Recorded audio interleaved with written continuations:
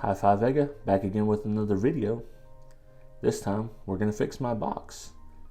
See, what had happened was, yeah, your boy messed up.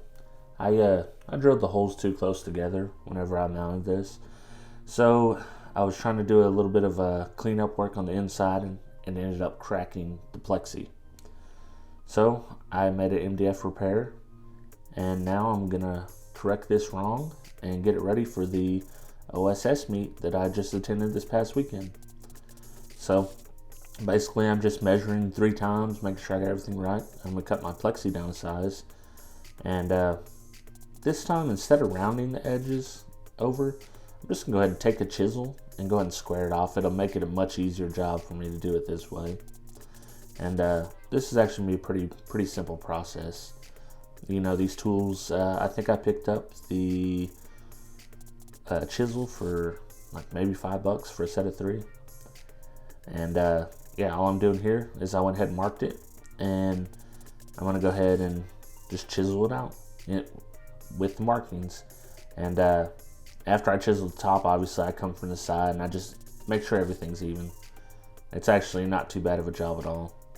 Then I just gotta remove this old speaker gasket, and we'll get ready to put the new plexi on here for a test fit. Now obviously it's not going to fit perfect right away, so I'm going to have to go back in, make a few more adjustments, and keep test fitting until I get it. And obviously with plexi you're going to want to sand the edges, and I am taking a second to slightly round over the edges. So go ahead and clean up all the mess I made. Now I'm ready to put my plexi in.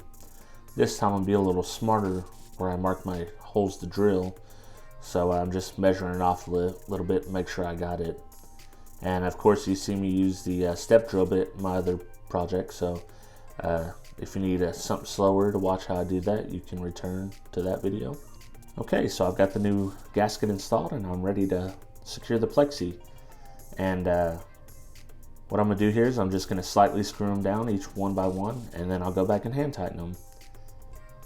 So I've got a few amps that I picked up from a buddy, so I have a few more amp dyno tests coming up. And until then, you can check out my Facebook page at facebook.com/HiFiVega, and just be on the lookout for general videos. I'm definitely going to try to post more. I know I say that every time, but I appreciate all you that watch, and I'll see you next time.